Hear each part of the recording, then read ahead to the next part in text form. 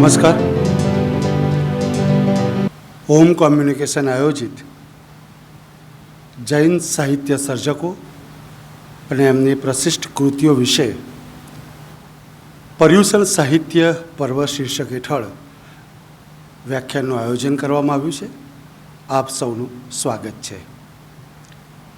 આજે તારીખ 4 સપ્ટેમ્બર 2021 પર્યુષણ સાહિત્ય પર્વના પ્રથમ દિવસે જૈન સાહિત્ય સર્જક આનંદ ગંજી વિશે માન્ય શ્રી નરેશભાઈ વેદ વક્તવ્ય આપશે, તેમજ આનંદ ગંજીનું કાવ્ય વિશ્વ એના ઉપર માન્ય શ્રી કુમારપાળભાઈ દેસાઈ સાહેબ વક્તવ્ય આપશે।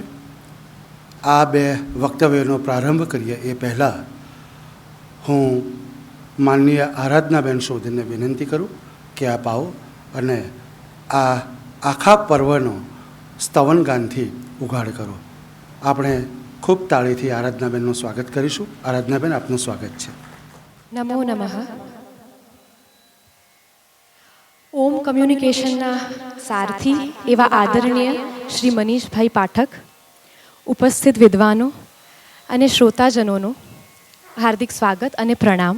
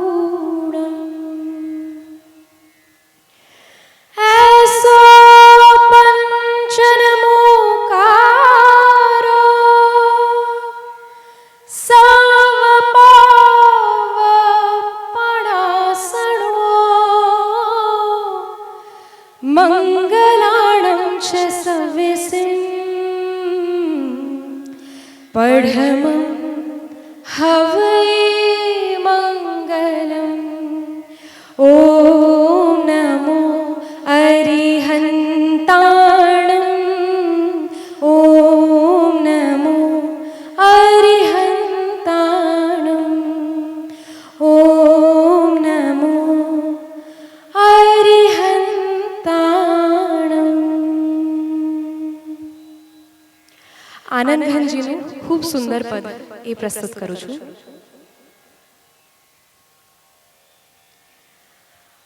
अब हम अमर भय न मरेंगे, अब हम अमर भय न मरेंगे, या कारण मिथियात दियो तज क्यों कर दे धरेंगे, अब हम अमर भय न मरेंगे, अब हम अमर भय न मरेंगे। राग दोष जग बंध करत है, इनको नाश करेंगे, राग दोष जग बंध करत है, इनको नाश करेंगे, मर्यो अनंत काल ते प्राणी, सो हम काल हरेंगे, अब हम अमर भय न मरेंगे, अब हम अमर भय न मरेंगे। देह विनाशी हूँ अविनाशी, अपनी गति पकड़ेंगे, देह विनाशी हूँ गति पकड़ेंगे, नासी जासी हम थिरवासी, चोखे भई निखरेंगे, अब हम अमर भय ना मरेंगे, अब हम अमर भय ना मरेंगे। मरो अनंत वार बिन समझो, अब सुख दुख बिसरेंगे, मरो अनंत वार बिन समझो, अब सुख दुख बिसरेंगे। आनंद घन निपट निकट अक्षर दो, नहीं सुमिरे सुमरेंगे, अब हम अमर भय ना मरेंगे, अब हम अमर भय ना मरेंगे।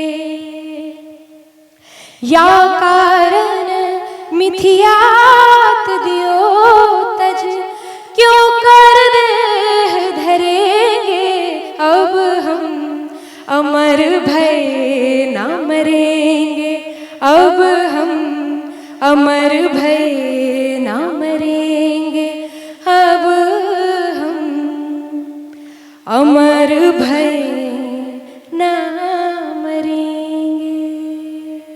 धन्यवाद। આભાર આરાધનાબેન. હવે હું માનનીય શ્રી નરેશભાઈ વેદ સાહેબને વિનંતી કરું કે આપ મંચ ઉપર આપનું સ્થાન ગ્રહણ કરો. આપ જાણો છો તેમ હોમ કોમ્યુનિકેશન દ્વારા છેલ્લા 8 વર્ષથી આપણી ભાષાના દિવંગત સાહિત્યકારોના જન્મદિન પુણ્યતિથિએ સાહિત્યિક વ્યાખ્યાનનું આયોજન કરવામાં આવે છે. તેમજ છેલ્લા 4 વર્ષથી હયાત સાહિત્યકારોના જન્મદિનની ઉજવણી શબ્દજ્યોતિ શીર્ષક હેઠળ કરવામાં આવે છે અને એની સાથે સાહિત્ય પંચામૃત, સંસ્કૃત પર્વ, ગુજરાતી આત્મકથાના 150 વર્ષની ઉજવણી જેવા વિવિધ મહોત્સવોનું આયોજન કરવામાં આવે છે. આજે પ્રથમવાર પર્યુષણના સમય દરમિયાન પર્યુષણમાં જ 5 દિવસ પર્યુષણ સાહિત્ય પર્વનું આયોજન કર્યું છે. આજ નહીં પણ આવતીકાલની 20-25 વર્ષ પછીની યુવા પેઢી ટેકનોલોજીની માધ્યમ દ્વારા આ જૈન સાહિત્ય સર્જકો અને એમની કૃતિ વિશે કંઈક માહિતી મેળવવા માગતા હોય તો એમને સરળતાથી મળી રહે અને એની સાથે સચોટ માહિતી મળી રહે એના માટે આપણે ખાસ વિદ્વાન વક્તાઓને અહીંયા આમંત્રિત કર્યા છે અને આપણી લાગણીને માન આપીને 5 દિવસ જૈન અભ્યાસીના વિદ્વાન વક્તાઓ અહીંયા અલગ અલગ સર્જકોને અલગ અલગ કૃતિઓ વિશે વક્તવ્ય આપવાના છે. મૂળ આપણું જે હેતુ છે એ આર્કાઇઝ કરવાનો છે કે જેથી ભવિષ્યની યુવા પેઢી એ સર્જકો તરફ એમનું ધ્યાન પડે, માહિતી મળે અને એ દ્વારા એમણે કરેલા જે પુસ્તકો છે, ગ્રંથ છે, એમના ઉપર વિશેષ દ્રષ્ટિ પડે. એ કારણથી મુખ્ય આ હેતુથી આપણે આ આયોજન કર્યું છે. અને એક વાત બહુ સ્પષ્ટ હું દાવા સાથે કહી શકું છું કે જૈન સાહિત્યના કારણે ગુજરાતી ભાષા રડિયાત બની છે અને ઋણી પણ છે, જેની નોંધ અચૂક આપણે લેવી જ રહીએ. તો આજે પ્રથમ દિવસે જૈન સાહિત્ય સર્જક આનંદ ગંજ વિશે માનનીય શ્રી નરેશભાઈ વેદ વક્તવ્ય આપવાના છે. આપણી વચ્ચે એ આણંદ વલ્લભ વિદ્યાનગરથી ખાસ અહીંયા ઉપસ્થિત થયા છે. એમણે ગુજરાત યુનિવર્સિટી તેમજ ભાવનગર યુનિવર્સિટીમાં કુલપતિ તરીકે સેવા આપી છે. એ ઉપરાંત જૈન સાહિત્ય, ગુજરાતી ભાષાના તમામ સાહિત્ય સ્વરૂપોમાં એમણે ખુદ વિદ્વતાપૂર્વક ખેડાણ કરેલું છે. એમનું આપણે સૌ પ્રથમ સ્વાગત કરીશું અને ત્યારબાદ આપણે વક્તવ્ય માણીશું. તો માન્ય શ્રી હું સતીશભાઈ વ્યાસ સાહેબને વિનંતી કરું કે આપ આવો અને પુસ્તકથી વેદ સાહેબનું સ્વાગત કરો.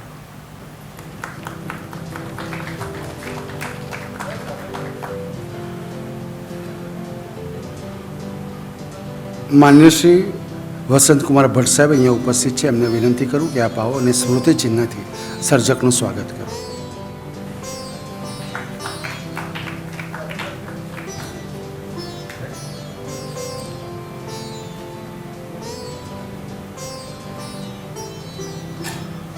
આભાર વ્યાસ સાહેબ, આભાર ભટ્ટ સાહેબ. હવે આપણે પ્રથમ જૈન સર્જક આનંદ ગંજી વિશે વક્તવ્ય સાંભળીશું. આપણે ખૂબ તાળીથી માન્ય શ્રી વેદ સાહેબનું સ્વાગત કરીએ. સ્વાગત છે સાહેબ. શ્રી ઓમ કોમ્યુનિકેશન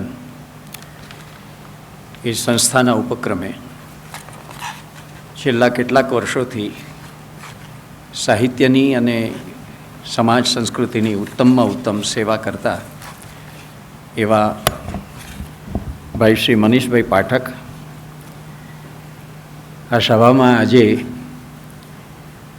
આનંદ ગંજી વિશે સૌથી અધિકૃત કોઈ વક્તા હોય તેવા મારા પરમ મિત્ર આદરણીય શ્રી કુમારપાળભાઈ, સતીશભાઈ અને આપ સૌ મારા અત્યંત આત્મીય એવા શુગ્નજનો. બહુ મજાની વાત છે કે બધા મોટા શહેરોમાં જ્યારે જૈન પર્યુષણ વ્યાખ્યાનમાળા યોજાતી હોય છે ત્યારે અમદાવાદ કેમ બાકી રહે?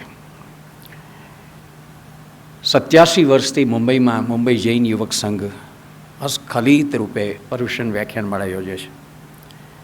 આ વર્ષે એમનું 87મું વર્ષ છે. એવી રીતે રાજકોટમાં નિયમિત થાય છે. છેલ્લા 2-3 વર્ષથી સુરતે પણ શરૂ કર્યું છે અને આ વર્ષે બીડું ઝડપ્યું ભાઈ મનીષભાઈએ. અને આપણે ત્યાં અમદાવાદમાં બીજી સંસ્થાઓ કરતી હશે, મારા ધ્યાનમાં નથી, પણ ઓમ કોમ્યુનિકેશનના ઉપક્રમે એમણે આજે આ વ્યવસ્થા ગોઠવી. એ માટે આપણે એમને અભિનંદન આપીએ. બહુ ઉત્તમ એવો એમનો વિચાર છે કે આ નિમિત્તે જૈન સાહિત્યના આસ્વાદ અને અવબોધ તરફ આપણે આગળ ધપીએ. ગુજરાતી સાહિત્યને સમૃદ્ધ કરવામાં જૈન સાહિત્યનો બહુ જ મોટો ફાળો છે અને હજુ તો ઘણું ઓછું પ્રકાશમાં આવ્યું છે. આપણે જાણીએ છીએ કે હસ્તપ્રત ભંડારોમાં હજી એટલી બધી હસ્તપ્રતો જે છે તે સૂર્યપ્રકાશની પ્રતીક્ષા કરતી હજી પણ એમને એમ પડી છે. એટલે પૂર્ણ જૈન સાહિત્યનો આપણને ખ્યાલ નથી આવ્યો, પણ એટલું માતબર અને એટલું સમૃદ્ધ સાહિત્ય છે કે એના વિશે આપણે નગુણા હોઈએ તો જ આપણે અભ્યાસ ન કરીએ. તો એમણે આ બહુ સુંદર વિચાર લીધો કે સર્જકનો પરિચય કરાવવામાં આવે અને એના સાહિત્યનો પરિચય કરાવવામાં આવે. તો બધા જ દિવસો દરમિયાન એવી રીતે એમણે ગોઠવણ કરી કે મહત્ત્વના સર્જકો અને એમની મહત્ત્વની જે રચનાઓ છે તેની વાત થાય. આનંદ ગંજી વિશે એમણે સૌથી પ્રથમ પસંદગી ઉતારી અને મને કહ્યું ત્યારે મારો પહેલો પ્રતિભાવ એ હતો કે કુમારપાળભાઈ એના માટે સૌથી અધિકૃત વક્તા છે. કેમ કે આપ સૌ જાણો છો કે કુમારપાળભાઈએ પોતાની પીએચડીની થીસીસ જ આનંદ ગંજી ઉપર કરેલી છે અને ગુજરાતી સાહિત્યમાં, ગુજરાતી ભાષામાં પણ જો સૌથી વધારે વિગતે અને ઊંડાણ સાથે કોઈએ આનંદ ગંજી વિશે કામ કર્યું હોય તો કુમારપાળભાઈએ જ કર્યું છે. આમ પણ ઓછું થયું છે. આનંદ ગંજી વિશે કામ બીજી ભાષાઓમાંય ઓછું થયું છે અને આપણને આશ્ચર્ય એ વાતનું થાય કે આપણું અભ્યાસ દારિદ્ર્ય કેટલું બધું છે કે 17મા શતકમાં જ્યાં મહારાણી મીરા થઈ એ મેવાડમાં જ 125 વર્ષ પછી એટલો શક્તિમંત એવો સર્જક આનંદ ગંજી ત્યાં થયો. એટલી જ સમૃદ્ધિ સાથેનો, એટલી જ ગુણવત્તાવાળો. પણ મીરા જે છે તે આખા દેશમાં અને દુનિયામાં જેટલી પ્રસિદ્ધિ પામ્યા એટલી આનંદ ગંજી છે તેને સિદ્ધિ કે પ્રસિદ્ધિ મળી નહીં. એક શોચનીય વાત છે, આપણને વિચારતા કરી મૂકે એવી વાત છે. અને મેં આ શબ્દ વાપર્યો તે મેં આપણું અભ્યાસ દારિદ્ર્ય સૂચવે છે. જ્યારે આપણે આનંદ ગંજીના સાહિત્યમાંથી પસાર થઈએ છીએ ત્યારે આપણને સમજાય છે કે દેશના પ્રથમ પંક્તિના એવા જો કવિઓની આપણે ગણના કરવા બેસીએ તો એની અંદર પણ વિના સંકોચ આનંદ ગંજીને આપણે મૂકી શકીએ એટલા સમર્થ આ સર્જક છે. એક પંગતમાં બેસી શકે કબીરની સાથે, અખાની સાથે, નરસિંહ અને મીરાની સાથે એક પંગતમાં બેસી શકે એટલી સજ્જતાવાળો આ સર્જક છે. પણ જે નરસિંહને, જે મીરાને, જે કબીરને, જે અખાને એપ્રિશિએશન મળ્યું, જે અભ્યાસ મળ્યો, એ આમને નથી મળ્યો. જે છે તે પરિસ્થિતિ, પણ આ એક ઉપક્રમ એમણે સરસ કર્યો ને આ માટે ખરેખર આપણે એમના સાહસને અને એમની પ્રયોગશીલતાને ધન્યવાદ આપવા જોઈએ. આપણે જાણીએ છીએ કે ગુજરાતી સાહિત્ય પાસે પ્રાચીન કાળનું સાહિત્ય નથી. અમે સાહિત્યનો ઇતિહાસ ભણાવીએ ને ત્યારે પણ મધ્યકાલીન ગુજરાતી સાહિત્યનો ઇતિહાસ, અર્વાચીન ગુજરાતી સાહિત્યનો ઇતિહાસ, આધુનિક ગુજરાતી સાહિત્યનો ઇતિહાસ ભણાવીએ, પણ પ્રાચીન ગુજરાતી સાહિત્યનો ઇતિહાસ નથી ભણાવતા. ઘણીવાર વર્ગમાં શિક્ષકો સમજાવતા નથી કે કેમ આપણું આ કેમ નથી ભણાવતા. તો એનું કારણ એ છે કે ઇતિહાસની આંખે ઈસુની 1લી સદીથી 10મી સદી સુધીનો જે સમય છે તેને આપણે એન્શિયન્ટ એજ અથવા તો આપણો જે પહેલો કાળ છે તે કહીએ છીએ. એ દરમિયાન ગુજરાતી સાહિત્ય ગુજરાતી ભાષામાં, ભલે જૂની ગુજરાતી ભાષામાં પણ લખાયું હોય એવી હસ્તપ્રતો આજ સુધી આપણને પ્રાપ્ત થઈ નથી. સૌથી જૂનામાં જૂની હસ્તપ્રતો આપણને છેક 12મી સદીની મળી છે. તો 12મી સદીથી માંડી અને 19મી સદીના પૂર્વાર્ધ સુધીનો જે સમયગાળો છે તે ઇતિહાસકારોની આંખે મધ્યયુગ છે. એટલે મધ્યકાલીન ગુજરાતી સાહિત્ય છે ત્યાંથી આપણે ભણાવવાનું શરૂ કરીએ છીએ. આ મધ્યકાલીન ગુજરાતી આપણું જે સાહિત્ય છે તે સમગ્ર ભારતીય સાહિત્યમાં, આખા ભારતમાં જે મધ્યકાલીન સાહિત્ય છે ને ઘણા આપણા એક એકથી અદકા મોતી રાજમાતા તે ટગટગ જ્યોતિ એમ પ્રેમાનંદના શબ્દોમાં આપણે કહીએ તો એવા સર્જક રત્નો પેદા થયા છે અને એવું સમૃદ્ધ સાહિત્ય એમણે પ્રસ્તુત કર્યું છે. તો એ સૌની વચ્ચે પણ આ મધ્યકાલીન ગુજરાતી સાહિત્ય છે એ પોતાનું માન મોભાભર્યું સ્થાન જાળવી શકે એટલું તેજસ્વી છે. તો 12મી સદીથી આરંભાયેલું આપણું આ મધ્યકાલીન ગુજરાતી સાહિત્ય છે એની અંદર તમે જે કવિઓ છે તો એનો કવિગણ, એના જે કાવ્યના આદર્શો હતા તે કાવ્યાદર્શની તમે વાત કરો, એમણે લીધેલા જે કવન વિષયો હતા એ કવન વિષયની વાત જો આપણે કરીએ, અથવા એમણે જે કાવ્ય સ્વરૂપો કે કાવ્ય બાની, કાવ્ય ભાષા એનો જે ઉપયોગ કર્યો એની જો આપણે વાત કરીએ તો બધી દૃષ્ટિએ નોંધપાત્ર છે. આમાંથી કોઈ પણ મુદ્દો તમે લો તો મધ્યકાલીન ગુજરાતી સાહિત્ય ઘણું સમૃદ્ધ છે. અને આ મધ્યકાલીન ગુજરાતી સાહિત્યમાં આપણે ત્યાં નરસિંહ, મીરા, અખો, પ્રેમાનંદ, સામળ, દયારામ, ભાલણ, નાકર, વિષ્ણુદાસ, વિશ્વનાથ જાનીથી માંડીને કેટલા સમર્થ કવિઓ થયા, સ્ત્રી કવિઓ થયા, કબીરપંથી કવિઓ થયા, એ બધા જૈનેતર કવિઓ છે. પણ સમાંતરે આપણે જોઈએ છીએ તો જૈનેતર કવિઓની માફક જૈન કવિઓએ પણ આ સમયગાળા દરમિયાન એટલું બધું ઉત્તમ સાહિત્યનું પ્રદાન આપણને કર્યું છે. બધાના નામ તો આપણે લઈ ન શકીએ ને એવો સમય પણ નથી ને એવી અનુકૂળતાય નથી. પણ કલિકાલ સર્વજ્ઞ હેમચંદ્રાચાર્યજી, મેરુતુંગજી, શાલિભદ્ર સુરીજી, વિજયસેન સુરીજી, વિનયચંદ્રજી, જીન પદ્મ સુરીજી, રાજશેખર સુરીજી, જયશેખર સુરીજી, સોમસુંદર સુરીજી, કેટલા બધા ઉત્તમ કવિઓને અહીં જે નામો આપ્યા છે એ બધા જ આ મધ્યયુગની અંદર થયા છે. અને એમણે પણ એટલો મોટો ફાળો આપ્યો છે આપણા મધ્યકાલીન ગુજરાતી સાહિત્યને સમૃદ્ધ કરવામાં. તો આ બધા મધ્યકાલીન જૈન કવિઓમાં આનંદગંજી જે છે તે પોતાની સાહિત્ય સર્જનની ઈયતતાને કારણે નહીં, એટલું બધું જાજુ સર્જન એમનું નથી, સંખ્યા જાજી નથી, પણ ગુણવત્તાને કારણે એમની કાવ્યરિદ્ધિ એવી છે અને કાવ્ય સમૃદ્ધિ એટલી બધી છે કે આપણે પ્રસન્ન થઈ ઉઠીએ. ભાવકોને પ્રસન્ન કરી મૂકે, તૃપ્ત કરી મૂકે એ પ્રકારનું આખું એમનું સર્જન છે. આ આનંદગંજી વિશે જ્યારે એના જીવન વિશે આપણે જાણવાનો પ્રયત્ન કરીએ છીએ ત્યારે આપણે બહુ જ હતોત્સાહ થવું પડે છે. કેમ કે એમના વિશે અધિકૃત માહિતી ભાગ્યે જ કશી પ્રાપ્ત થાય છે. ક્યાં જન્મ્યા, કોણ એમના માતા પિતા, એમના પરિવારમાં કોણ હતું, કોની પાસે કયા સંપ્રદાયમાં એમણે દીક્ષા લીધી, એ જૈન સાધુ થયા હતા તો કયા ગચ્છના હતા અને કયા ગચ્છમાં એમણે એ દીક્ષા લીધી, કયા સંપ્રદાયમાં એ જોડાયા, એ સંપ્રદાય એમણે ક્યારે છોડ્યો, યોગની આખી એમણે તાલીમ લીધી તો યોગની તાલીમ કોની પાસે લીધી. સમર્થ યોગી છે, અવધૂત જેવા માણસ છે, જબરજસ્ત સાધુ પુરુષ છે અને એક આત્મખોજી જેને આપણે કહીએ, જે માણસ વેદાંતની પરિભાષામાં આપણે જેમ કહીએ છીએ કે ગર્વો જ્ઞાનનો વડલો, જેમ ઉમાશંકરભાઈ અખાને કીધું તેમ, એવા જ્ઞાનના ક્ષેત્રની અંદર એમની પોતાની એક ગતિ છે. તો આ બધું ક્યાં રહીને એમને મેળવ્યું? કોના દ્વારા, કોની સહાયથી, કોની પાસે બેસીને એમણે આ તપશ્ચર્યા કરી અને આ બધું એમને સંપ્રાપ્ત કર્યું? કોઈ વિગતો મળતી નથી. પશ્ચિમની પ્રજા આપણી પ્રજા ઉપર એક બહુ મોટો આક્ષેપ મૂકે છે, અને એ આક્ષેપ એ છે કે ભારતીય પ્રજા પાસે હિસ્ટોરિકલ સેન્સ નથી. આપણી પ્રજા પાસે ઐતિહાસિક દ્રષ્ટિસૂઝ જેવી ચીજ નથી. અને પછી ઉદાહરણો આપતા એ લોકો કહે છે કે તમે દુનિયાની 7મી અજાયબી જેને ગણાવો છે એવો તાજમહાલ તમારી પાસે છે, પણ તમને એ તો ખબર નથી કે તાજમહાલ બાંધનારો મુખ્ય એન્જિનિયર કોણ હતો. તાજમહાલ બનાવનારો, એની ડિઝાઇન કરનારો અને એને બાંધનારો એન્જિનિયર કોણ હતો તમને ખબર નથી.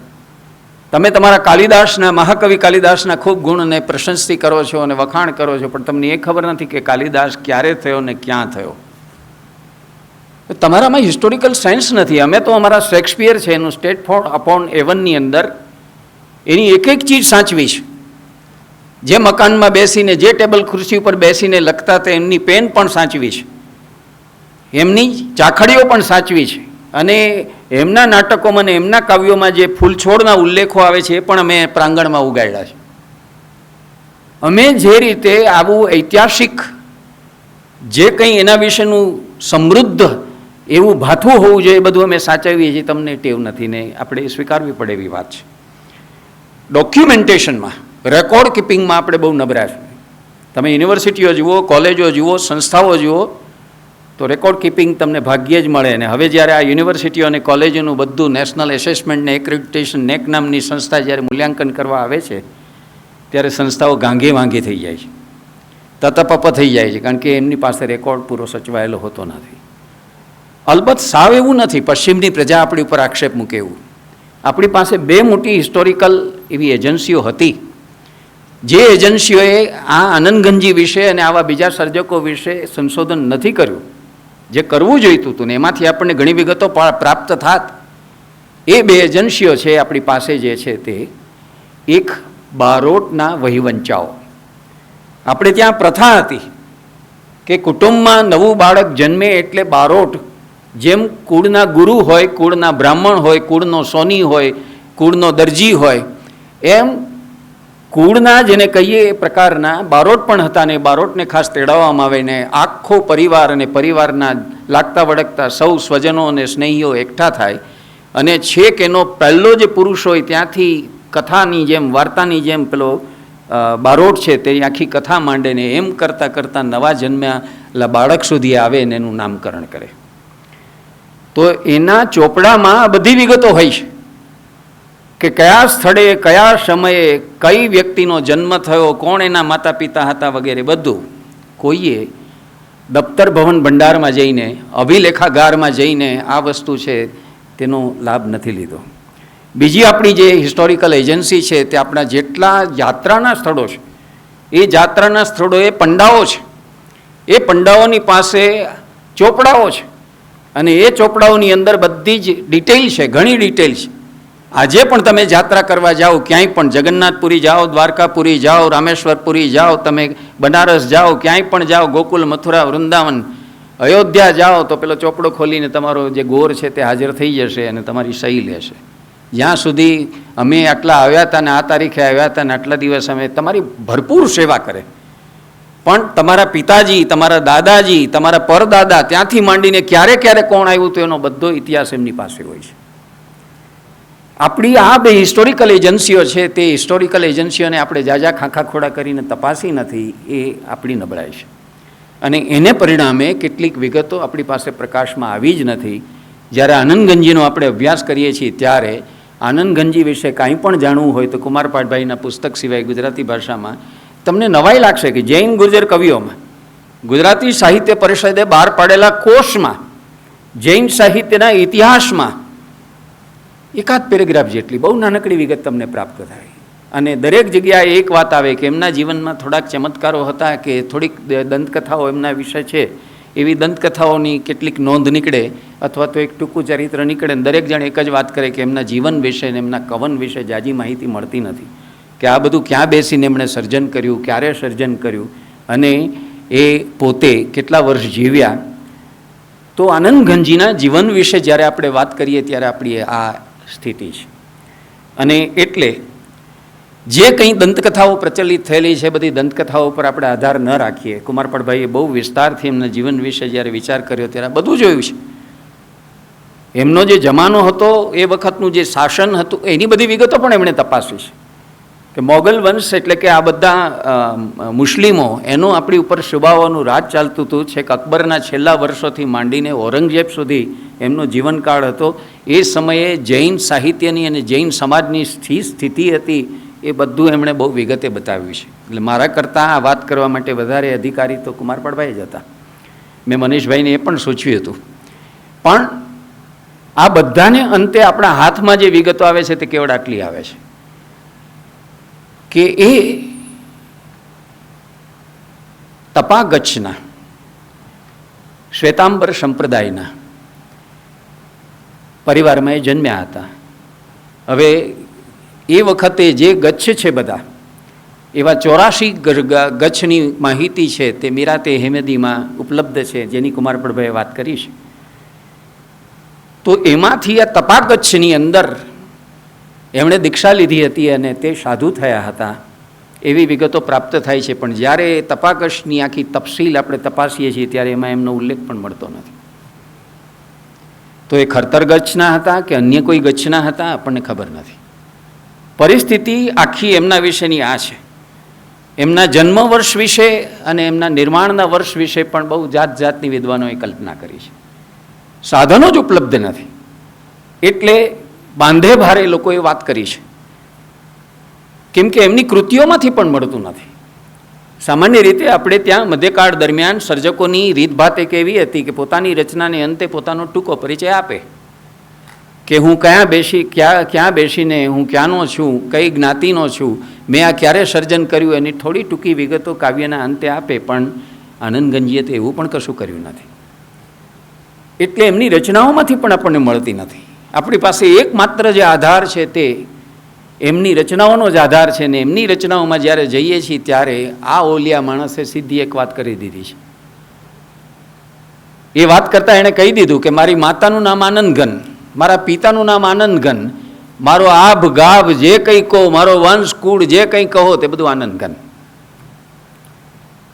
તમે જુઓ કે ઉમાશંકરભાઈ જતા પહેલાં ઈચ્છતા હતા ને, કહેતા હતા કે હું ઈચ્છું છું કે ગુજરાતી ભાષામાં મારું નામ ઓગળી જાય.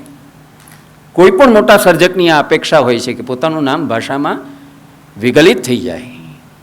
આમણે તો એ કરી દેખાડ્યું છે. આનંદગંજીના કિસ્સામાં એ બન્યું છે.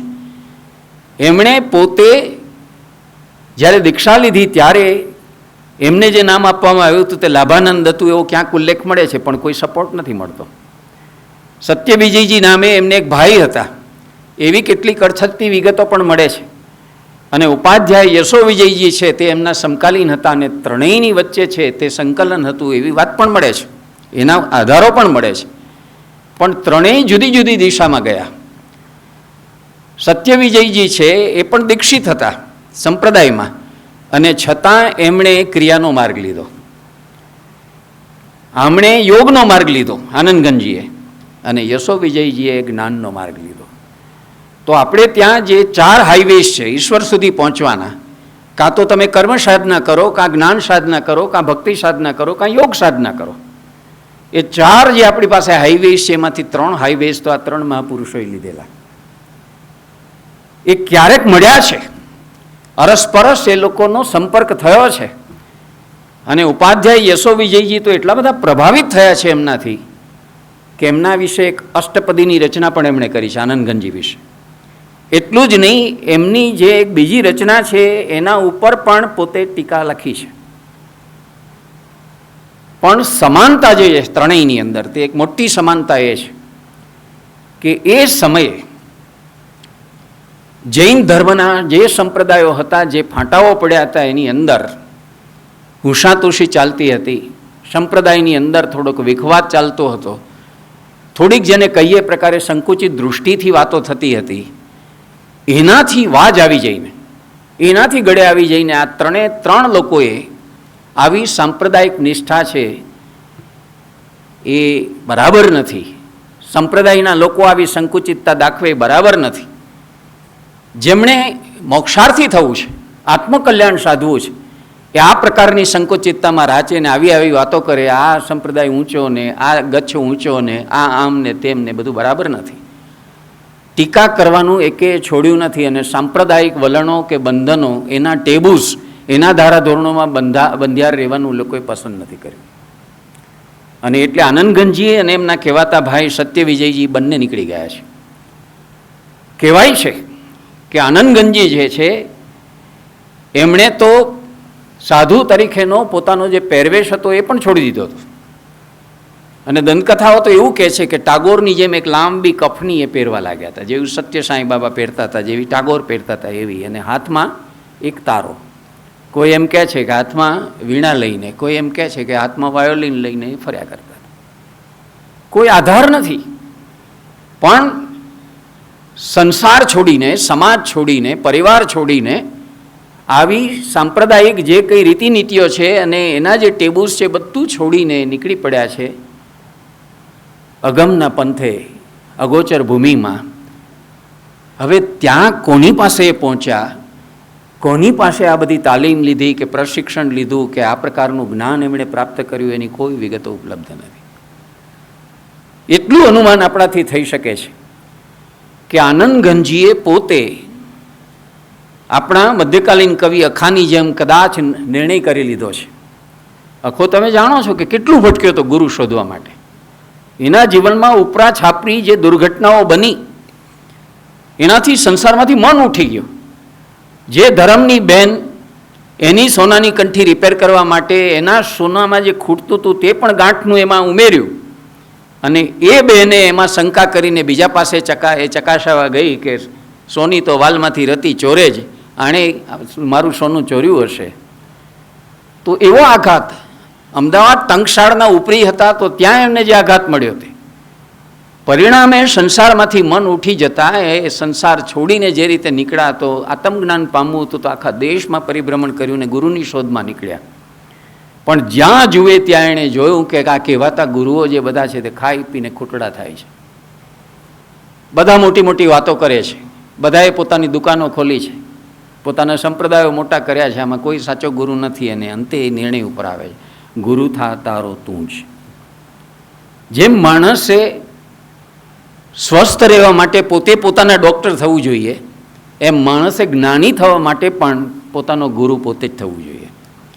કદાચ આનંદગંજી છે તે આ નિર્ણય ઉપર પહોંચ્યા હશે અને ઉગ્ર સાધના કરી હશે, જંગલોમાં ગયા છે, નિબીડ અરણ્યોમાં ફર્યા છે, સમાજ જ્યાં પહોંચતો નથી અને જ્યાં કંઈ બીજા સંસાધનો ઉપલબ્ધ નથી એવી જગ્યાએ રહ્યા છે ને એમણે આકરી તપ સાધના કરી છે અને ધીરે ધીરે યોગને પામ્યા છે. આ એક એવા અપવાદરૂપ મધ્યકાલીન જૈન સંત કવિ છે કે જેમની અંદર ભક્તિ, જ્ઞાન, વૈરાગ્ય અને યોગ ચારેય સર્વાણીઓનો મેળ છે. અખો જે ગાતો હતો ને કહેતો હતો કે ભાઈ ભક્તિ એવી પંખીણી જેને જ્ઞાન વૈરાગ્ય બે પાંખ છે. તો ભક્તિના પદો પણ એમના છે, વૈરાગ્યના પદો પણ એમના છે, યોગના પદો પણ એમના છે, જ્ઞાનના પદો પણ એમના છે. આ માણસની ગતિ આમ ચારેય દિશાઓમાં છે. એટલી બધી ઉગ્ર તપસ્યા એમને કરી હશે અને એમણે આ યોગની અંદર એટલો વિકાસ કર્યો હશે કે એને પરિણામે એ એકલ વીર થઈ ચૂક્યા છે. ટાગોર જેમ કહેતા હતા કે એકલો જાને રહે, એમ આ અલખની દિશામાં આત્મની ઓળખ માટે થઈને કોઈની પણ સહાય વિના કે કોઈના પણ ટેકા વિના એ પોતાની રીતે પોતાના આત્મા સુધી, નિજત્વ સુધી પહોંચવા માટેની જે મથામણ, જેનું ભારતીય તત્વદર્શન બહુ જ સતત આગ્રહ રાખ્યા કરે છે. આપણે વેદાંત દર્શન જોઈએ કે આપણે જ્યારે વેદાંત દર્શનના પાયાના ગ્રંથો જોઈએ અને એમાં પણ જ્યારે અષ્ટાવક્ર ગીતા જોઈએ ત્યારે ઘૂંટી ઘૂંટીને અષ્ટાવક્ર મુનિ જે એક વાત કર્યા કરે છે, ત્યાં સુધી અષ્ટાવક્ર મુનિ કહે છે કે મંદિરોમાં જવાનું બંધ કરજો, સંપ્રદાયોમાં જવાનું બંધ કરજો, એના જે કંઈ કાર્યક્રમો હોય, એના જે કંઈ સમયાઓ હોય બધું છોડી દેજો ગુરુઓ પાસે જવાનું છોડી દેજો. ઉપરથી ભગવાન વિષ્ણુ કે બ્રહ્મા કે કોઈ આવીને તમને કહે ને તો પણ માનશો નહીં. એક જ રસ્તો છે, આત્મ પ્રત્યય સિવાય, જાત પ્રયત્ન સિવાય પોતાની જાતને ઓળખવાનો બીજો કોઈ સુગમ અને શ્રેષ્ઠ માર્ગ નથી. આપણી બહારનું જગત તો કુરુક્ષેત્ર જ છે, આપણી અંદરનું જગત છે તે ધર્મક્ષેત્ર છે.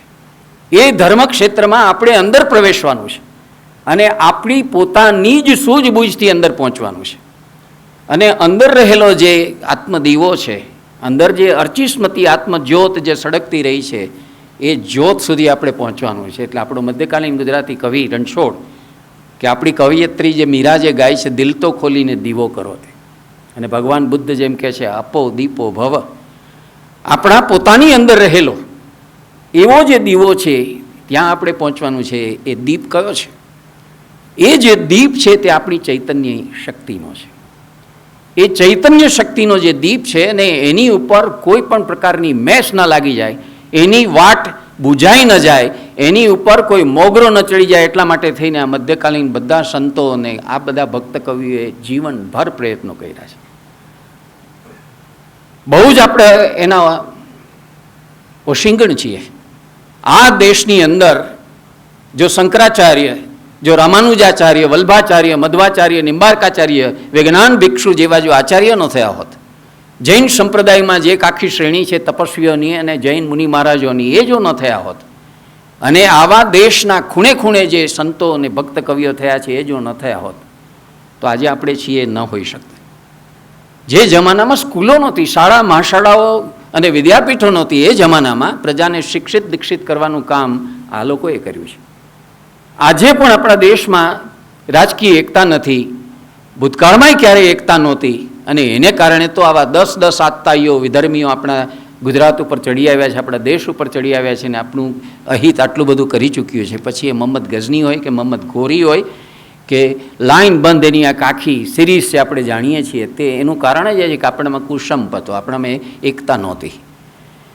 તો ભલે રાજકીય એકતા નહોતી, પણ સાંસ્કૃતિક એકતા આપણા દેશમાં, આપણી પ્રજામાં એટલી જબરજસ્ત હતી, અને એ સાંસ્કૃતિક એકતા ટકાવી રાખવાનું કામ આ જ્યોતિસ્તંભો જેવા આ સર્જકોએ કર્યું છે. આ બધા જ આપણા આચાર્યો અને આપણા સંત કવિઓ જે છે તે લાઇટ હાઉસ જેવા છે. દૂર દૂરથી પ્રવાસીઓને લઈને આવતી સ્ટીમરો કે વાહનો છે તેને દિશા દર્શન કે પથદર્શન કરવા માટે જે રીતે દીવાદાંડીઓ હોય છે, એવા દીવાદાંડી રૂપ જ્યોતિસ્તંભો જેવા આ બધા સર્જકો છે જેણે આપણી પ્રજાનું વર્ષોથી સદીઓથી માર્ગદર્શન કર્યું છે. અને એટલે જ આપણા એક અર્વાચીન કવિ, સાહિત્ય અકાદમીના વિજેતા કવિએ એકવાર બહુ સરસ કાવ્ય લખ્યું, અને કાવ્યની અંદર એણે આખી વાત એટલી બધી સરસ રીતે મૂકી. કાવ્યનું શીર્ષક છે છિન્નભિન્ન. કવિ છે જગદીશ જોશી, એને લખે છે, ઓચીન તો ફ્યુઝ જતા મારા માળામાં અંધારું ધબ. ઓચીન તો ફ્યુઝ જતા મારા માળામાં અંધારું ધબ. કોઈકે બૂમ પાડીને એમ કહ્યું, કોઈકે બૂમ પાડીને એમ કહ્યું કે અલ્યા નરસિંહ, સુરદાસ, તુલસીદાસ, નાનક, રહીમ, કબીર ક્યાં છો? અલ્યા સુરદાસ, તુલસીદાસ, નાનક, રહીમ, કબીર ક્યાં છો? કોઈ ઇલેક્ટ્રિશિયનને તો બોલાવો, કોઈ ઇલેક્ટ્રિશિયનને તો બોલાવો. બાજુની રૂમમાંથી નીકળીને મીરાબેને સ્વસ્થ અવાજે કહ્યું કે અલ્યા ગિરધર, અલ્યા ગિરધર, ઇલેક્ટ્રિશિયન આવે ત્યાં સુધી મીણબત્તી તો લાવ. ઇલેક્ટ્રિશિયન આવે ત્યાં સુધી મીણબત્તી તો લાવ. ત્યારથી મારા દેશમાં, મારી ચાલીમાં, મારા મોહલ્લામાં મીણબત્તીની શોધાશોધ ચાલે છે. ત્યારથી મારી ચાલીમાં, મારા મોહલ્લામાં, મારા દેશમાં મીણબત્તીની શોધાશોધ ચાલે છે. અને કાવ્ય ત્યાં પૂરું થઈ જાય છે. કાવ્યનું શીર્ષક છે છિન્નભિન્ન. તો આપણા જીવનનું વસ્ત્ર ફાટીને ગાભા જેવું થઈ ગયું હતું, તાર તાર જેવું થઈ ગયું હતું. એને બખિયા ભરીને ફરી કોણ અખંડ કરી આપે? ઘણી વિનંતીઓ આપણે કરીએ છીએ, અને પેલો ફિલ્મી ગાયક પણ ગાઈને કહે છે કે પૂરા કર દે આજ વચન જો ગીતા મેં તુને દિયા. જ્યારે જ્યારે ધર્મની ગ્લાનિ થાય છે, સજ્જનોને પરેશાની આવે છે, ત્યારે ધર્મની સંસ્થાપના કરવા માટે અને આ પ્રકારે આ લોકોનું રક્ષણ કરવા માટે હું અવતાર ધારણ કરીને, તો કેમ તું વાર લગાડી રહ્યો છે? કેમ તું આવતો નથી? તમે જુઓ કે કેટલી અસરકારક રીતે, કેટલી માર્મિક રીતે કવિ આખી વાત પ્રગટ કરી. તો આ કવિ એ નથી જાણતો કે સદીઓ પૂર્વે આ બધા તો સંત કવિઓ થઈ ગયા, એમને પ્રભુના ધામમાં પહોંચી ગયા ને પણ યુગો થઈ ગયા અને છતાંય બોલાવે છે કે એમ કહે છે કે ઇલેક્ટ્રિશિયનને તો બોલાવે છે તે ઘરના નોકર કે ઘરના ગાટી છે. આ નરસિંહ, સુરદાસ, તુલસીદાસ, નાનક, રહીમ, કબીર એ ઘરના ચાકર છે. શું કામ એને યાદ કરે છે? એટલા માટે યાદ કરે છે કે આપણી સંસ્કૃતિના ચિરંતન જ્યોતિ સ્તંભો છે. અને જે ફ્યુઝ ગયો છે ત્યાં ઇલેક્ટ્રિકનો ફ્યુઝ નથી ગયો. એ તો કોઈ સાદો વાયરમેન પણ કરી શકે, ઇલેક્ટ્રિશિયન પણ કરી શકે. જીવનનો ફ્યુઝ ચાલ્યો ગયો છે. જ્યારે જીવનનો ફ્યુઝ ઉડી ગયો હોય તો આપણે નહીં તો સાદો ફ્યુઝ એક વાયર બાંધતા આપણે કરી શકીએ, સામાન્ય માણસ લેમેન પણ આપણો ફ્યુઝ પાછો જોડી શકીએ. પણ જ્યારે જીવનનો ફ્યુઝ ચાલ્યો ગયો હોય, જેને હરીન્દ્રભાઈ પોતાના ગીતમાં અમર બનીને કે ફૂલ કહે બમરાને બમરો વાત વહે ગુંજનમાં, માધવ ક્યાંય નથી મધુવનમાં. મધુવન હોય ને માધવ ન હોય, જીવન હોય અને ચૈતન્ય ન હોય, આનાથી વધારે બીજી કઈ કરુણતા હોઈ શકે? એ કરુણતા વ્યક્ત કરવા માટે શીર્ષક આપે છે છિન્ન ભિન્ન. જ્યાં જીવન આખું છિન્ન ભિન્ન થઈ ગયું અને એટલે જ બાજુના રૂમમાંથી બીજી કોઈ સવિતાબેન, કવિતાબેન, રક્ષાબેન કે દક્ષાબેન કોઈ બહાર નથી નીકળતું, મીરા જ નીકળે છે. કારણ કે મીરા છે તે પ્રતિબદ્ધ છે, કમિટેડ છે. મેરે તો ગિરધર ગોપાલ દૂસરો ન કોઈ. અને એટલે કૃષ્ણને બોલાવીને કે ત્યાં સુધી મીણબત્તી તો લાવ. તો આ મીણબત્તી એ કાવ્યની અંદર જેમ પ્રતીક બનીને આવી, એક સિમ્બલ બનીને આવી.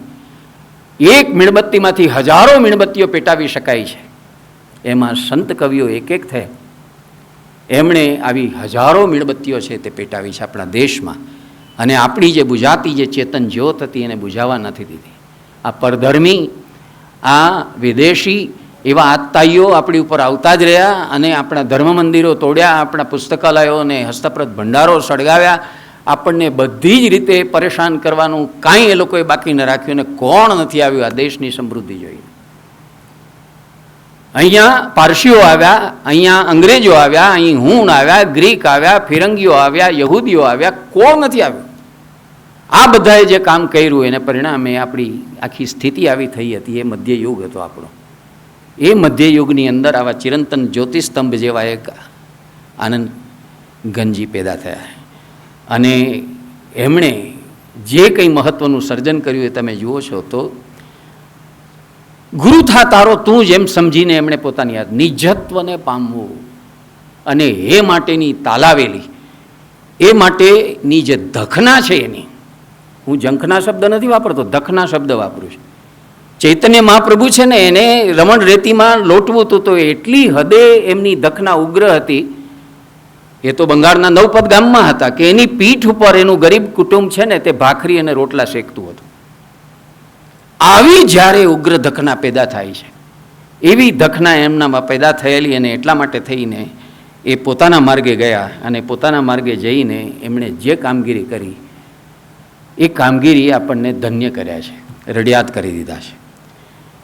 એટલે એમની એક જ માત્ર વાત છે, આથી ઓછું મારે કાંઈ જોઈતું નથી.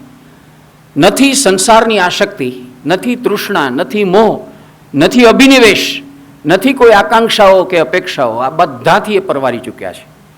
એકમાત્ર ધખના એમાં જે જાગૃત છે તે આ છે કે જે ત્રિકાલાવાદી છે, જે કોઈ પણ યુગમાં અને કોઈ પણ સમયની અંદર શાશ્વત છે, એવા શાશ્વત સત્યને મારે પામવું છે. અને એ આત્મા કે પરમાત્મા સિવાય બીજું કોઈ નથી. તો કેમ મને જલ્દી મળે, કેમ હું એની સાથે મારું સંધાન છે તે જલ્દી જ ઉત્તમતાથી કરી શકું, એ આખી વાત એમની હતી.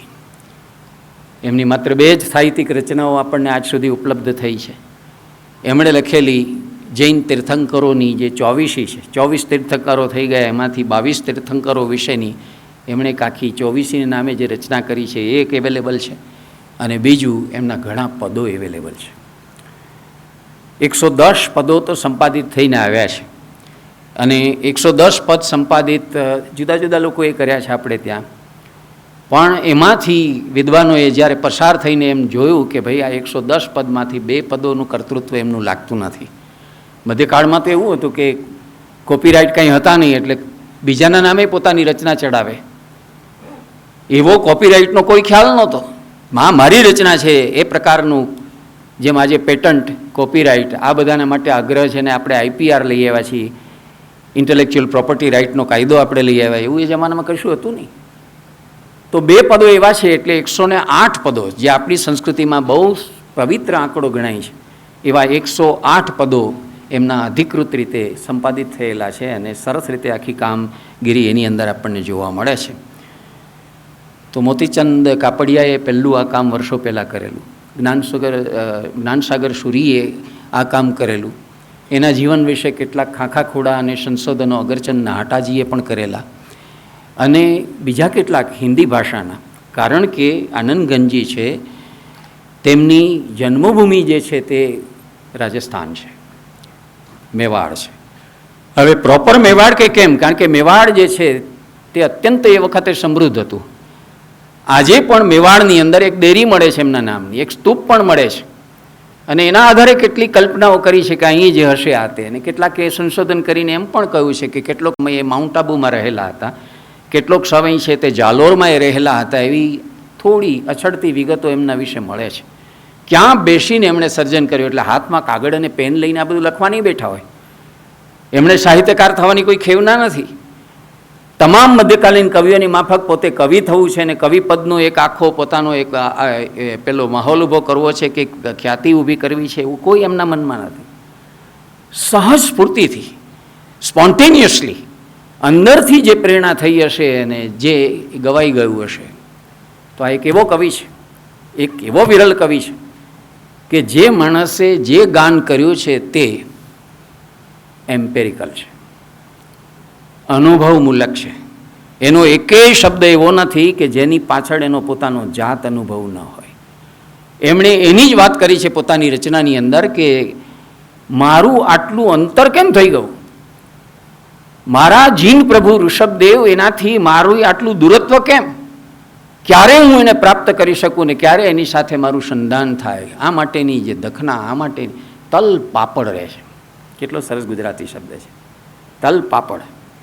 તો એવા તલપાપડે રહે છે, અને એને પરિણામે એમની રચનાઓ છે તે અપીલિંગ બહુ છે. તમે જ્યારે એમાંથી પસાર થાઓ ત્યારે તમારા આરપાર ઉતરી જાય, તમારા અનકોન્શિયસમાં એ કાયમ માટે સ્થાન. બેન જ્યારે ગાતા હતા આપણે જોયું, અબ તો હમ અમર ભય. ક્યારે માણસ આ પ્રકારનો ઉદ્ગાર કરી શકે? એક વિચાર તો કરો કે જે માણસ પોતાના આખા પ્રવાસમાં, પોતાની શોધ યાત્રામાં પોતાના જાત સુધી, નિજત્વ સુધી પહોંચી ચૂક્યો હોય, પોતાના એકાંતને જેણે સુરક્ષિત રાખ્યું હોય, અને પોતે કેવળ આત્મદર્શન કરીને અટક્યો ન હોય, આત્મસિદ્ધિ પણ પ્રાપ્ત કરી હોય, અને એવી આત્મસિદ્ધિ પ્રાપ્ત કર્યા પછી જે અહોનિશ આનંદ અને સુખની ભૂમિકામાં રહેતો હોય. ઉપનિષદો કહે છે કે તમે જ્યારે આવી પરિસ્થિતિમાં પહોંચો છો, તમને જ્યારે બ્રહ્માનુભવ થાય છે, જ્યારે બ્રાહ્મી સ્થિતિમાં તમે પહોંચો છો, ત્યારે એ આનંદ કેવો, તો એની હાયરાર્કિકલ ઓર્ડર બતાવ્યો છે કે મનુષ્યના આનંદ કરતાં 100 ગણો આનંદ છે તે ગાંધર્વોનો, એના કરતાં 100 ગણો આનંદ છે તે કિન્નરોનો, એના કરતાં 100 ગણો વધારે આનંદ ચડિયાતો તે દેવોનો, એના કરતાં 100 ગણો ચડિયાતો તે ઇન્દ્રનો, એના કરતાં 100 ગણો ચડિયાતો એમ કરતાં કરતાં એ કહે છે કે તમે હવે ટોટલ કરો કે એ આનંદ કેટલો મોટો હોય. એને માટે મજા, એને માટે રસ, એને માટે આનંદ, એના માટે પ્રસન્નતા, એના માટે મુદિતા એ શબ્દ યોગ્ય નથી. એ શું છે? બ્લીસ. અંગ્રેજીમાં જે શબ્દ છે પીસ અને બ્લીસ, જે બંને એને પ્રાપ્ત થયા છે. એમને પોતાની આ આંતરખોજમાં અને આંતરશોધમાં પોતાનો ગોલ પ્રાપ્ત થઈ ગયા પછી જે કંઈ મળ્યું છે તે એક્સ્ટસીની ભૂમિકાએ પહોંચ્યા છે. અને એવી એક્સ્ટસીની ભૂમિકાએ કોઈ કબીર પહોંચ્યો છે, કોઈ અખો પહોંચ્યો છે, કોઈ નરસિંહ, કોઈ મીરા છે, તે લોકો પહોંચ્યા છે. અને એટલા માટે તો એ ગાય છે, જેમ અખો ગાય ઉઠ્યો હતો તેમ કે છીંડું શોતા લાધી પોળ, હવે અખાકર ઝાકમ જોડે. હું તો એક નાનું બાકોરું જોવા નીકળ્યો હતો, પણ મને તો આખી પોળ મળી ગઈ. અને સામે જુએ તો સચ્ચિદાનંદનો સાગર લહેરાય, ધ્યેય ધાતા એક ધામમાં કરે બ્રહ્મ કલ્લોલ. તો ત્યાં પહોંચીને પછી કંઈ આચમની ન લેવાની હોય, આખી ખોડિયું એમાં બોરવાનું હોય ને સરાબોર થવાનું હોય. એ અનુભવ અને જે મસ્તી, એ જે અનુભવે, એ મસ્તીને ગાતા ગાતા કબીરે એટલા માટે કીધું કે લાલી દેખન મેં ગઈ, મેં ભી હો ગઈ લાલ. લાલી મેરે લાલ કી જીત દેખો તિત લાલ, લાલી દેખન મેં ગઈ, મેં ભી હો ગઈ લાલ. અને પછી કહે છે મન મસ્ત હુઆ તબ ક્યું બોલે. બસ હું હવે મારી મસ્તીમાં જ જીવીશ, મારી મોજમાં જીવીશ. એવી એક મોજ, એવી એક મસ્તી જે ઉત્તમમાં ઉત્તમ પ્રકારની હોય, એ કક્ષાએ પહોંચેલો આ સાધક છે. અને એમના પદોની અંદર જ્યારે આ બધી વાત એમણે કરી છે, ત્યારે કવિ થવાનો કોઈ એમનો આશય ન હોવા છતાં એમની પાસે ભાષાનું જે સામર્થ્ય છે, અભિવ્યક્તિનું જે સૌંદર્ય છે, જ્યારે અનુભૂતિ આટલી ગહન હોય અને આટલી અનુભૂત હોય ત્યારે ઓટોમેટિક આપોઆપ સ્વયંભૂ રીતે જે રીતે વાણી એને અનુસરે એ વાણી એની પાસે આવી છે. અને એમાં રાજસ્થાન અને ગુજરાતી બંને ભાષાનો સંકર છે. બંને ભાષાનું મિશ્રણ તમને દેખાય છે. અને કેટલીક રાજસ્થાની ભાષાની છાંટ તો છે, પણ કેટલીક પરંપરા પણ છે એમની રચનાઓમાં. જેમ કે સાખીઓ જે એમણે પદોમાં એ યોજી છે, દુહાઓ જે રીતે જોડ્યા છે, એ આખી પરંપરા છે તે રાજસ્થાની પરંપરા છે. રાજસ્થાની જાતિઓએ ત્યાંની જે સ્થાનિક પ્રજા છે તેણે જેમ ડીંગડી ભાષા વિકસાવી, અષાઢ અષાઢમ મેઘ મલારમ બની બહારમ, એમ જે પેલી થડકારવાળી સોનોરસ, એવી જ એક આખી એ લોકોએ ડીંગડ ભાષા અને ડીંગડ છંદ જેમ વિકસાવ્યું છે, એવું એની ભાષાનું પણ કેટલુંક વિશિષ્ટ સ્વરૂપ છે અને એ સ્વરૂપ પણ એમની રચનામાં છે. અને એટલે કુમારપડભાઈએ બહુ યથાયોગ્ય રીતે કહ્યું છે કે આનંદગંજીને કેવળ વાંચી જવાથી આનંદગંજીને સમજી સવાય એ વાતમાં કોઈ માલ નથી. આ આરામ ખુરશીમાં કે આપણા બેડમાં પડ્યા ઉપર ટેબલ લેમ્પ કે આપણો પેલો લેમ્પ રાખીને આપણે આમ આનંદ એનો લઈ લઈએ એ વાતમાં મજા નથી. એના સ્તર ભેદીને તમારે ઊંડા ઉતરવું પડે એવી આખી સ્થિતિ છે. અને એવી સ્થિતિ જ્યારે આપણે જોઈએ છીએ ત્યારે આપણને કેટલીક સર્જક તરીકેની એમની લાક્ષણિકતાઓ દેખાય છે. એની વાત કરી અને હું મારી વાત પૂરી કરીશ. પહેલી એમની જે સર્જક તરીકેની વિશેષતા દેખાય છે તે એ છે કે મોટા ભાગના મધ્યકાલીન સાહિત્ય સર્જકો જે છે, જૈન સર્જકો, એ કાં તો પ્રબંધોની રચના કરે છે, કાં તો રાશાની રચના કરે છે, કાં તો ચરિતોની રચના કરે છે, કાં તો ફાગુની રચના કરે છે, કાં તો રાશાની રચના કરે છે. આનંદગંજીએ આમાંથી કોઈ સ્વરૂપ પોતે પસંદ નથી કર્યું. મોટે ભાગે જૈન કવિઓ જે પ્રકારનું પોતાનું અભિવ્યક્તિનું મહાન જે સાહિત્ય સ્વરૂપ બનાવે એમાંનું એકય સાહિત્ય સ્વરૂપ એમણે પદનું સાહિત્ય સ્વરૂપ પસંદ કર્યું છે. આ એમની પહેલી એક બીજા કરતાં જુદા પડે તેવી વ્યાવર્તકતા છે. બીજી જે વાતની વ્યાવર્તકતા છે તે એમના કવન વિષયની છે. એક સર્જક તરીકે એમનો પ્રધાન વિષય કયો છે, એમનું થીમ કયું છે, કયું કન્ટેન્ટ એમાંથી આપણને પ્રાપ્ત થાય છે. સ્વયંને પામવું, આત્મા સાથે સંધાન કરવું, આ એક એમની પૂરેપૂરી નિષ્ઠા છે, પૂરેપૂરું પોતાનું કન્વિક્શન છે, પોતાની જાત સાથેનો આ એક પ્રકારનો પ્રતિજ્ઞા છે, એની પ્રતિજ્ઞા છે. અને એટલે સંસારના કોઈ અધ્યાસો આસક્તિમાં રસ લેતા નથી. આપણે તો બધા આવી આસક્તિઓમાં, મોહમાં, તૃષ્ણાઓમાં, અપેક્ષાઓમાં, નામરૂપના ખેલમાં આપણે બધું રાચતા હોઈએ છીએ. તો એમાંથી આરક્તિમાંથી નિરાશક્તિમાં જવાનું, આસક્તિમાંથી આપણે બિલકુલ અનાસક્ત થવાનું, એ જે આખી પરંપરા છે તે એમણે કરી દેખાડી છે. અને પછી જે એનો મુખ્ય ધ્યેય છે કે મુદ્દો છે તે આ કે જે ખરેખર મારું પોતાનું છે અને જે ત્રિકાળે છે તે જ તત્વ મને કેમ ન મળે. આ મને શબ્દ બહુ વજનવાળો છે. જે ખરેખર મારું પોતાનું છે, હું એનો છું એમ નહીં, એ મારું પોતાનું છે. અને જે ત્રિકાળે છે, જે કાલાબાધિત છે, ત્રિકાળાબાધિત છે, જેને કાળ પણ અસર નથી કરવાનો, એવી અલ્ટિમેટ રિયાલિટી, એવું અલ્ટિમેટ ટ્રુથ એ જે છે તે મને, એ તત્વ મને કેમ ન મળે. જે વ્યક્તિ આ ભૂમિકાએથી શરૂઆત કરતી હોય ક્યાં જઈને પહોંચે એની તમે કલ્પના કરો. આવી એકમાત્ર લગ્નીથી એમણે ઘરબાર છોડ્યા હતા. જૈન શાસન નિર્દિષ્ટ ત્યાગ ભાવના સ્વીકારી હતી અને પછી સંપ્રદાયનો પણ ત્યાગ કરીને પરિવ્રાજક બની અને નીકળી પડ્યા હતા અને યોગી થયા હતા. એમને એક વાતની પાક્કી પ્રતીતિ થઈ ચૂકી હતી, એક વાતની પતિ જ પડી ગઈ હતી. અને એ વાતની પ્રતીત જે હતી તે આ વાત હતી કે માટી બદલ્યા વિના મર્મને પમાતો નથી. તમારે મર્મ જો પામવો હોય, જીવનનું ગૂઢ અને ગહન રહસ્ય પામવું હોય, તમારા આત્માને, તમારા નિજત્વને તમારે પામવું હોય તો તમારી માટી બદલવી પડે. આપણે બધા માટીના રાખના રમકડા છીએ, જાણીએ છીએ, એટલા માટે મૃણમય કહેવાય છે. આ મૃણમયમાંથી ચિન્મયની દશામાં જવું હોય, એ ચિન્મય અવસ્થામાં જો જવું હોય તો આ બદલવું પડે. આ ન ચાલે. અને એ બદલવા માટેની એમની જે સાધના હતી તે એટલી બળવાન હતી કે અભાવના મરુદેશની અંદરથી સ્વભાવની કુંજગટ્ટાની અંદર એવી અમરાઈઓમાં એ રાચ્યા છે. પોતે વિભાવમાં ગયા જ નથી. કેવી રીતે સ્વભાવમાં. ભગવદ્ ગીતા વારે વારે આ 3 શબ્દોથી આખી વાત આપણને સૂચવે છે. સમગ્ર ભગવદ્ ગીતાનો સાર માત્ર 3 શબ્દોમાં છે. સ્વભાવને ઓળખો, સ્વધર્મને સમજો અને સ્વકર્મનું પાલન કરો. આ સ્વભાવ આપણો છે તે આનંદનો છે. આપણે સૌ આનંદનું સંતાન છે. પશ્ચિમની જીવન દ્રષ્ટિ સાથે આપણો મેળ આ બાબતમાં નથી. એ તો એમ કહે છે કે man is the son of sin. માણસ પાપનું સંતાન છે. શેનું પાપનું સંતાન? આપણે અમરત્વનું સંતાન છે. અને એટલે ખુશીથી અને મોકળા કંઠે ગાય છે કે અબ તો હમ અમર ભય. આ અમરતા ક્યારે પોતે જ્યારે આત્મા ઉપર સ્થિર થાય છે ત્યારે એ અમરતાનો નાદ છે તે આવે છે. ને છાતી ઠોકીને માણસ ગાઈ શકે છે ને કહી શકે છે. તો આ વાત એમની છે. અને એનું મૂળ કારણ એ હતું કે દુર્લભ એવો માનવ અવતાર એ એડે જવા દેવા નહોતા માગતા. આ જ અવતારની અંદર મારું જે ધ્યેય છે તે સંસિદ્ધ કરવું છે. અને એટલે એમના જે કંઈ પદો છે, એમની જે રચનાઓ છે, એમાં પોતાની સાધના પ્રક્રિયા દરમિયાન જે મનોદશા અને જે ભાવદશામાંથી એમને પસાર થવાનું આવ્યું એના સંવેદનોનું નિરૂપણ છે. આ કેટલી અઘરી વાત છે. અંતરની ગહન અનુભૂતિઓમાં બીજાને શરીક કરવા, બીજાને ભાગીદાર બનાવવા એ જરાય સહેલું કામ નથી. કઈ ભાષામાં તમે આ બધી વાત કરો ને કોણ સમજે? તમારા અંતરની આવી ગૂઢ જે અનુભૂતિઓ હોય, ગહન એવા તમારા અનુભવો હોય, એને તમે કેવી રીતે? એટલા માટે જ બચારો કબીર કહેતો હતો કે મને મસ્ત હુઆ તબ ક્યું બોલે. શબ્દો ત્યાં વિરામ પામી જાય છે. આ એક એવો પ્રદેશ કે જ્યાં ભાષા પણ કામ નથી આપતી, જ્યાં ઇન્દ્રિયો પણ પહોંચતી નથી. એટલા માટે ઉપનિષદોએ તો વારે વારે આ વાત કીધી છે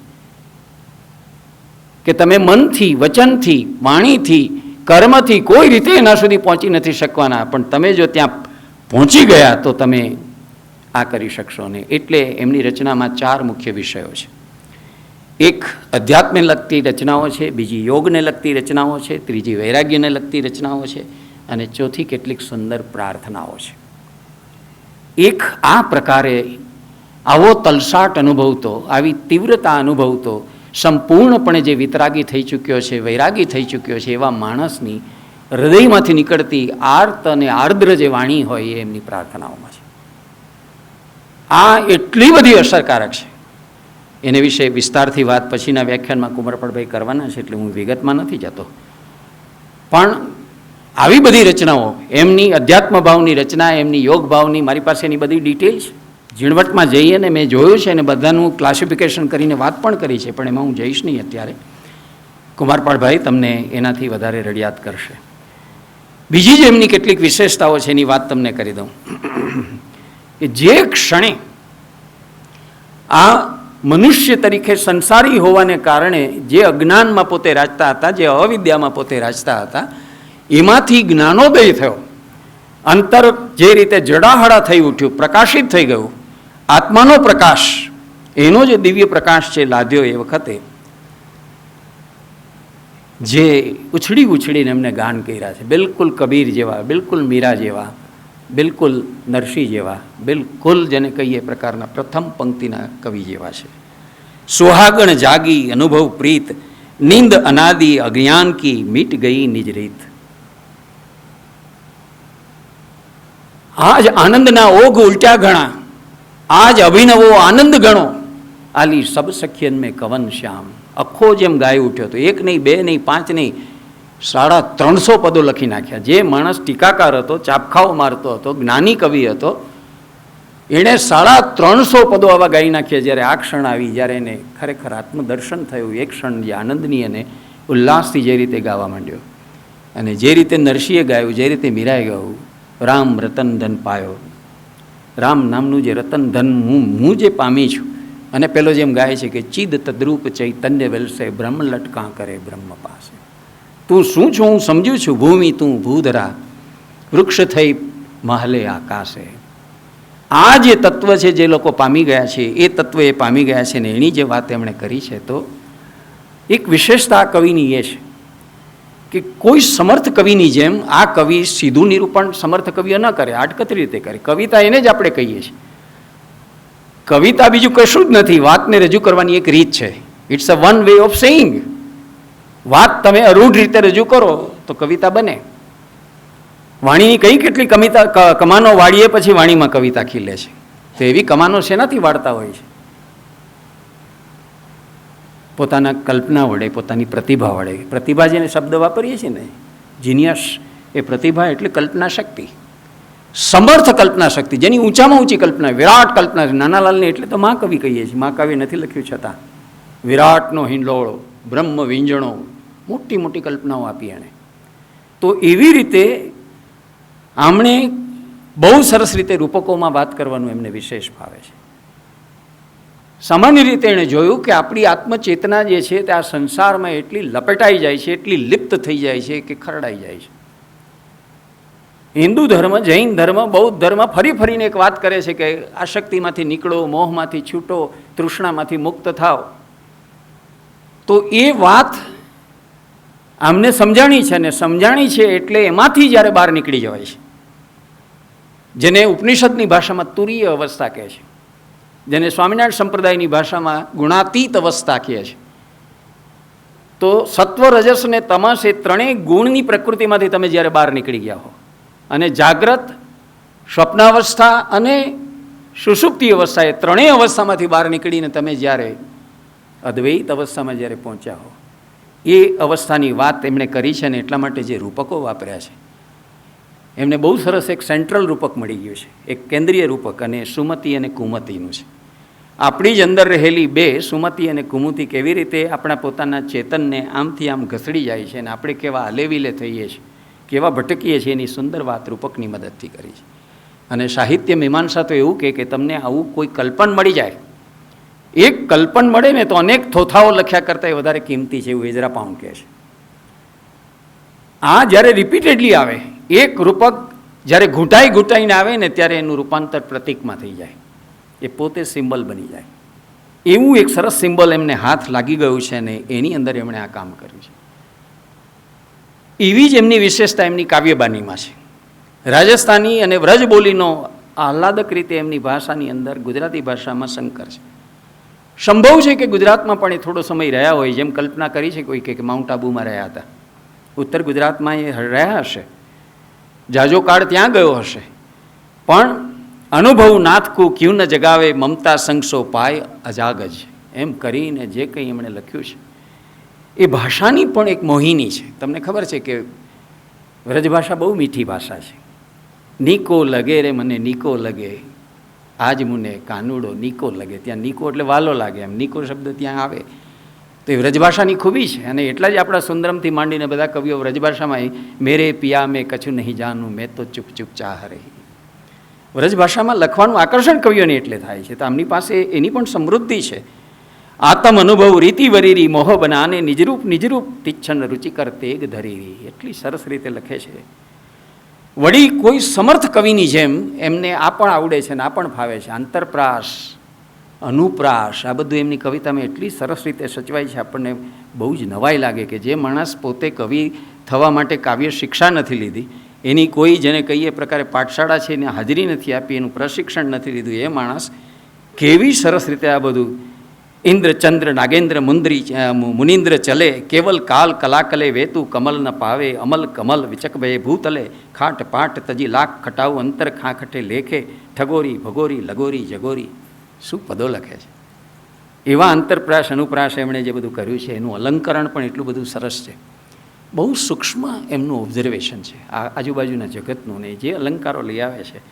મેં તો પિયુષે એસે મિલી આલી, કુસુમ વાસ જેસે સંગ. ફૂલમાંથી જેમ ફોરમનો સંબંધ હોય ને, એની સુગંધનો, એની મહેકનો સંબંધ હોય ને, એવો મારો એની સાથે સંબંધ છે. હું એનાથી જુદી નથી. આવો ભાવ, પ્રિયતમાનો ભાવ અનુભવીને જે વાત એમણે કરી છે સખી ભાવે, બહુ બહુ સૂક્ષ્મતા છે. અને આગળ મેં કહ્યું તેમ મારવાડી કવિઓની જેમ સાખીઓનો એટલો સુંદર ઉપયોગ કરે છે. આત્મ અનુભવ રસિકો કો અજબ સુન્યો વિરતંત, નિર્વેદી વેદન કરે અનંત. કેટલી સરસ સાખીઓ આમ આરંભે જ મૂકે. આપણે ત્યાં ગરબા લેવાતા હોય નવરાત્રિમાં તો આરંભે જ એમ સાખી ગાવાનો ચાલ છે. કોઈ ગઢવી એનો કાર્યક્રમ હોય, કોઈ જાહેર સંગીતનો કાર્યક્રમ, તો આગળ જે સાખીઓ જે રીતે લલકારે, એમ એમણે પોતાના કાવ્યોની કેટલીક આગળ એવી સુંદર સાખીઓ મૂકી છે જે વિષય પ્રવેશને માટે બહુ જ ઉત્તમ હોય છે. અને એવી જ ફાવટ એમને જે દુહા રચવાની જે છે, સોદા ગમ હે પ્રેમકારે પરખ ન બૂજે કોઈ, લે દેવાહી ગમ પડે ત્યારે ઓર દલાલ ન હોય. એક વીણેલા મોતી જેવા બધા દુહાઓ છે. તો આવો આ કવિ એની મોટામાં મોટી વિશેષતા એ છે કે આ બધી ગેય રચનાઓ છે, ગાઈ શકાય તેવી, અને મોટા ભાગની અંદર શાસ્ત્રીય સંગીતના રાગઢાળમાં છે. આવા કેટલા કવિઓ હશે તમે જુઓ, આવા કેટલા કવિઓ આપણને મળે કે જે આટલા સંગીતજ્ઞ પણ હોય, આવા શાસ્ત્રીય સંગીતના રાગ ઢાળની જેમને સમજ હોય, તો વિવિધ રાગ રાગણીઓમાં એમના જે પદો છે ને, એટલે જૈન મંદિરોમાં અને અન્યત્ર પણ ગવાતા રહે છે. અનુપ જલોટાએ કેટલો બધો કંઠ આપ્યો છે, આનંદ ગંજીના કેટલા બધા પદો છે તે એમણે ગાયા છે, અને કેટલા સુંદર રીતે ગાયા છે.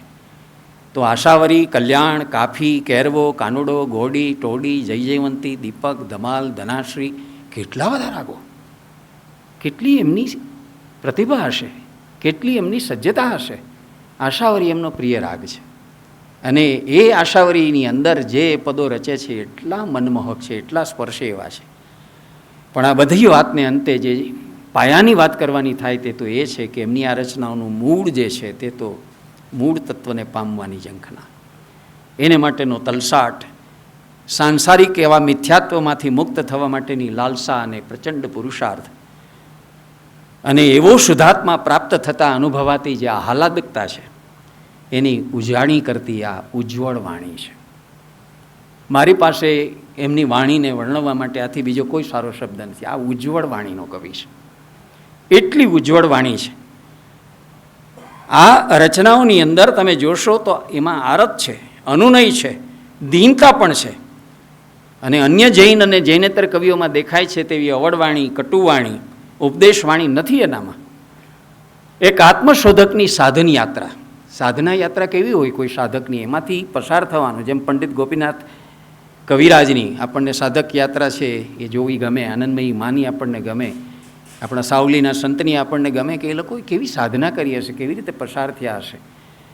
તો એવી સાધના યાત્રા દરમિયાનની એની મનોદશા અને ભાવદશાઓનું એટલું બધું અધિકૃત રીતે થયેલું અંકન છે આ એમની રચનાઓમાં. અને એટલે મેં કહ્યું એમ, જ્ઞાન, ભક્તિ, વૈરાગ્ય, યોગ ચારેયનો એવો મધુર મણિકાંચન યોગ થયો છે. સોનામાં જેમ સુગંધ મળે એમ આપણે કહીએ છીએ ને, એવો સુંદર યોગ એમની રચનામાં થયો છે. અને એટલા માટે મને તો એવું લાગ્યું છે કે જેમણે બોધ પ્રધાન થવાનું પણ પસંદ નથી કર્યું. સામાન્ય રીતે બીજા જે મધ્યકાલીન કવિઓ કરતા હોય છે, ઉપદેશ આપવાનું પણ જાજુ પસંદ નથી કર્યું. હા, જ્યાં આખરી ટીકા કરવાનો પ્રસંગ આવ્યો ત્યાં એમણે કર્યું છે, અને એમાં જરાય ઓછા ઉતરતા નથી. પણ એમની રચનાઓ ઘણી બધી રીતે પરંપરાથી જુદી પડે છે, અને એની અંદર સૌથી મોટો પુરુષાર્થ આપણને દેખાય છે આત્મ ઓળખનો, આત્મદર્શનનો, આત્મસિદ્ધિના સર્વોચ્ચ એવા આનંદનો નિર્વ્યાજ રીતે ઉદ્ગાર કરવો, તે એની કવિતાની વિશેષતા છે. અને એટલા માટે થઈને મેં જાહેરમાં લખ્યું છે ને ફરી અહીંયા પણ દોહરાવીને કહું છું કે તમિસ્ત્ર બળોના પરિહાર બાદ પ્રગટેલા વૈરાગ્યમાંથી પ્રગટ થયેલા શુદ્ધ જ્ઞાનોદયના પરિણામે લાધેલી ઉર્જસ્વિતા વાળી એની વાણી છે, સબ્લાઇમ લેંગ્વેજ છે. અંગ્રેજીમાં આ ઉર્જસ્વિતા માટેનો શબ્દ છે સબ્લાઇમ. આવા સબ્લાઇમના પોએટો બહુ ઓછા હોય. આ એક કક્ષાનો કવિ છે, અને એટલે મને એવું લાગ્યું છે કે એમની પદરચનાઓની અંદર, એમની રચનાઓ, કાવ્ય રચનાઓની અંદર આપણી જે સનાતન પ્રાર્થના છે એ પ્રાર્થનાનો પૂર્ણ રૂપે આવિષ્કાર દેખાય છે. આપણી પ્રાર્થના જે ઉપનિષદોએ આપણને આપીને નાનાલાલે ગુજરાતીમાં જે અમર કરી આપી, અસત્યો માહેથી પ્રભુ પરમ સત્યે તું લઈ જા, ઊંડા અંધારેથી પ્રભુ પરમ તેજે તું લઈ જા, મહામૃત્યુમાંથી અમૃત સમીપે નાથ લઈ જા, હું હીણો તું હીણો હું છું તુજ દર્શનના દાન દઈ જા. આ એમની કવિતાને ઓળખાવવા માટેનું, એમના સાહિત્ય સર્જનને ઓળખાવવા માટેની આ 4 પંક્તિઓ પર્યાપ્ત છે. આગળ મેં તમને કહ્યું એમ કે આવા ઉગ્ર પુરુષાર્થને આવી કઠિન સાધના વડે એના સુફળ રૂપે એમણે જે કેવડી જેવું અમૃત પ્રાપ્ત કર્યું, અને મૃત્યુને પણ પરાજિત કરી નાખે એવું જે અમરત્વ પ્રાપ્ત કર્યું, એનું ગાન પણ એમના પદોમાં આપણને મળે છે. અને એટલે મેં આરંભમાં કહ્યું તેમ મને એમ સતત એમ લાગે છે કે કબીરની, નરસિંહની, અખાની, મીરાની એક જ પંગતમાં બેસી શકે એટલો સમર્થ કવિ હોવા છતાં આપણે અત્યાર સુધી એનો અભ્યાસ ન કર્યો, એનો આસ્વાદ ન કર્યો, એનો અવબોધ ન કર્યો, અને આપણે એના વિશે જેટલી ખણખોદ કરવી જોઈતી, જેટલું ઉત્ખનન કરવું જોઈતું તે આપણે કર્યું નહીં, એ આપણી અભ્યાસ દારિદ્ર્ય સૂચવે છે. આ નિમિત્તે આપ સૌને હું હૃદયપૂર્વક વિનંતી કરવા માગું છું કે શક્ય એટલા વહેલા આપ આનંદગંજીના આવા અદ્ભુત આનંદ વિશ્વમાં પ્રવેશો. આ સાથે મારી વાણીને વિરામ આપું છું. નમસ્કાર. મહાયોગી આનંદગંજી સર્જક વિશે વેદ સાહેબ દ્વારા કંઈક વિશેષ આપણને પ્રાપ્તિ થઈ હોય તો ફરીથી એકવાર એમનું તાળીથી અભિવાદન કરીશું. આભાર વેદ સાહેબ.